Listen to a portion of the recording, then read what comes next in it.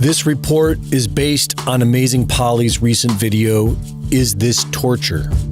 In her video, Polly examines Amnesty International's 1973 report on torture and how it seems to reflect the current response to COVID-19. According to Amnesty International's report, torture is the systematic and deliberate infliction of acute pain in any form by one person on another in order to accomplish the purpose of the former against the will of the latter. The report then uses Biederman's chart of coercion to describe the technique. Psychologist Albert Biederman studied communist Chinese tactics known as DDD, debility, dependency, and dread. The CIA has been trained to use debility, dependency, and dread, and according to their 1983 Human Resource Exploitation Training Manual, many psychologists consider the threat of inducing debility to be more effective than debility itself. With DDD, the debilitated victim becomes dependent upon the torturer and develops a strong fear of anything vague or unknown. Biederman's chart of coercion lays out the design of DDD. Does any of this sound familiar? Number 1, isolation. We see this with quarantines and social distancing and the prohibition of crowds and large gatherings. Number 2, monopolization of perception. Corporate mainstream media has monopolized all of pop culture, and those on social media who challenge the mainstream narrative are censored. Also listed is restricted movement and monotonous food.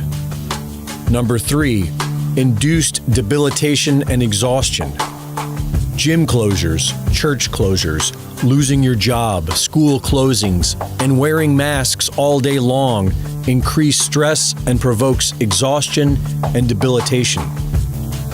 Number 4, threats. We are threatened that our own children may be taken away from our homes and that experimental forced vaccines are coming. We are told that more will die if we restart America. And we are threatened with tracking chips, contact tracing, and a new normal. Number 5, occasional indulgences.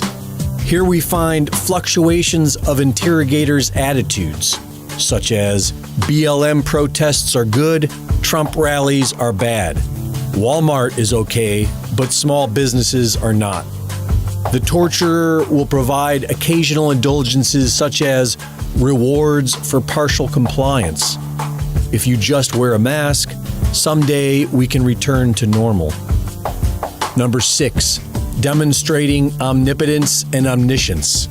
Shutting down the entire global economy was a pretty good demonstration of omnipotence.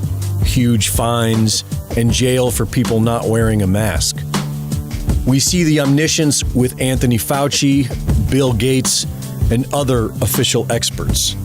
Number 7 is degradation, being called non-essential or a science denier, being treated as ignorant fools and called names by celebrities for not complying.